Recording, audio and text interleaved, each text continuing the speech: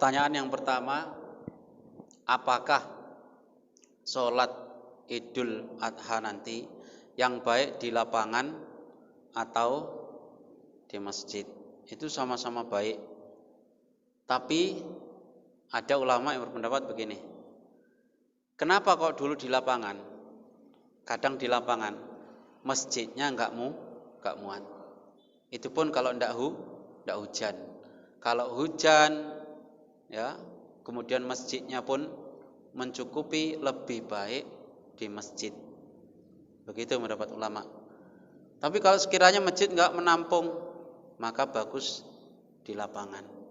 Tapi sekarang ini, kondisi saat ini, aturan pemerintah misalkan, kalau misalkan ini tidak diperkenankan sholat id di lapangan karena dikhawatirkan begini-begini misalkan, kita harus ngikuti aturan pemerintah. Tapi kalau dibolehkan, tapi protokol kesehatan dijalankan, ya alhamdulillah. Tapi kalau tidak hujan, tetap utamanya di mana?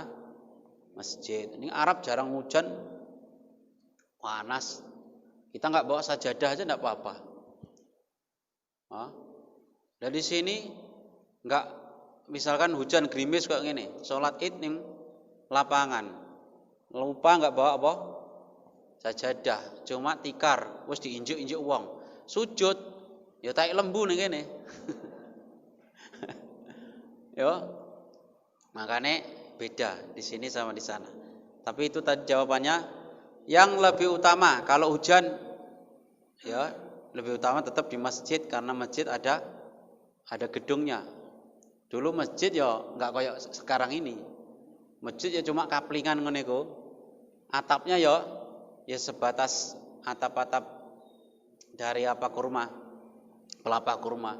Jadi ya nggak seperti sekarang ini. Jangan bayangkan masjid dulu itu kayak sekarang. Nah, maka di lapangan. Kemudian sholat mayit, apakah lebih baik di masjid atau di rumah? Sebenarnya sama saja. Bahkan kalau kita sholat goib itu kayak mana? Sholat goib itu sholat mayit sudah dikubur. Kita di mana sholat? Dimanapun boleh. Mau di rumah, mau di masjid. Mayitnya maksudnya, mayitnya itu di mana? Kan sudah di kuburan, nggak di masjid lagi kan? Nah ini ada ilmu lagi satu. Apakah mayit itu harus di depannya orang yang disolatkan? Ayo mikir. Apakah kalau sholat mayit itu harus di depannya? Sama di belakangnya wong sing sholat oleh apa ora? Hah? Maka kita lihat sholat apa? Sholat goib. Sholat goib itu wong ning Jawa. Kayak Syekh Maimun kemarin, Syekh Maimun di sana ya. Kayak misalkan ada mayit di Jawa, mayitnya di Jawa, enggak di Mekah lah, di Jawa. Kemudian kita mau di sini mau sholat goib, boleh apa enggak? Boleh. Padahal kiblatnya di mana? Di sana, di Mekah. Dan sementara kalau kita ngadep ke sana, mayitnya di mana? Di belakang. Di sholat mayit itu juga boleh kalau mayitnya di belakang kita. Tapi itu sholat goib. Ini kata Gus Bahak begitu. Gus Bahak itu guru kula. Jadi guru saya. Jadi saya diajak pikirin coba, sholat mayit itu sing apik ning ndi? Mayite ning ngarep apa sing ning nguri? Ya ning ngarep lah. Ustaz, mosok ning nguri. Sapa ning nguri sah apa enggak? Ya enggak sah. Lah sholat goib iku piye? Neng diwae mayite gak urus, yang penting wong iso sholat goib.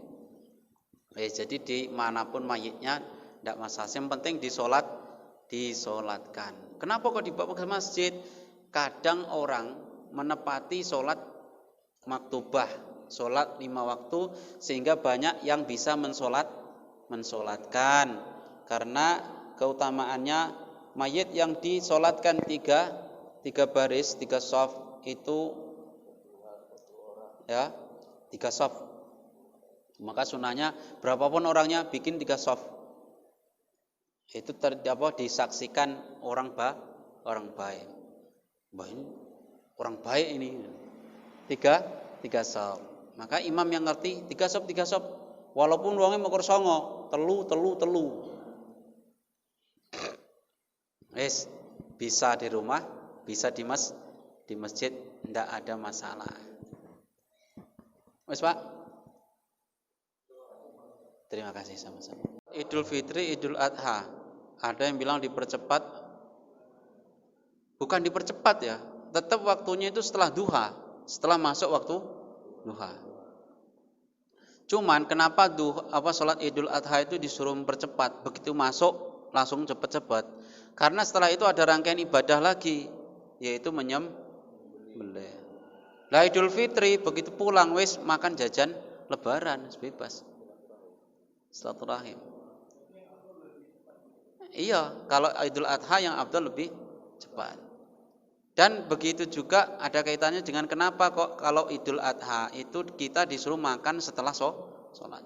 Kalau Idul Fitri sebelum sholat. Karena setelah Idul Adha itulah orang-orang miskin baru dibagi-bagi apa? Dibagi-bagi apa? Daging. Sebelum sholat tidak boleh dipotong. Anak sahabat motong sebelum sholat. Langsung nampak Nabi, ya Rasul, dia ngapur. Maksudnya itu supaya dipuji. Allah alamilah. Saya ini nyembelih hewan supaya hewan yang saya sembelih itu menjadi pertama di tahun ini. Makanya saya sembelih sebelum sholat. Justru Nabi bersabda kayak mana? Barang siapa yang menyembelih hewan sebelum sholat, maka hendaklah menyembelih lagi setelah sholat sebagai ganti. Artinya apa? Sembelihannya tidak sah. Makanya kata Nabi ketika dibilang gitu, satu lahmin.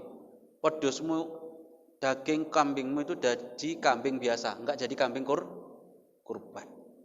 Disuruh ganti meneh. Nah, orang yang makan sebelum Idul Adha menyakitilah orang miskin. Orang miskin dikasih daging setelah sholat. Dana Idul Fitri justru kita memberi sedekah zakat fitrah itu sebelum sholat. Makanya wong sing miskin, mohon maaf kalau dikasih itu makan duluan kan seneng dia. Seneng, kita pun makan tidak masalah. Nah, kira-kira hikmahnya begitu.